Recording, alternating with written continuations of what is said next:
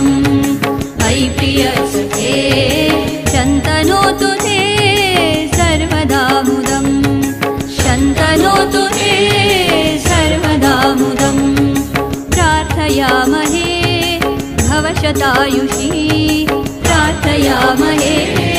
भवशतायुषी ईश्वरः सदा त्वां च रक्षतु ईश्वरः सदा त्वां च रक्षतु पुण्यकर्मणा कीर्तिमर्जय पुण्यकर्मणा कीर्तिमर्जय जीवनं तव भवतु सार्थकम् जीवनं तव भवतु सार्थकम् जन्मदिनमिदम्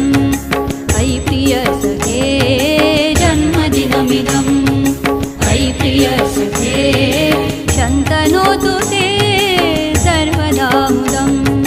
शन्तनोतु ते सर्वदा मुदम् स्वस्ति न इन्द्रो वृद्धश्रवाः स्वस्ति नः पूषा विश्ववेदाः स्वस्ति नस्तार्क्ष्यो अरिष्टनेमिः स्वस्ति न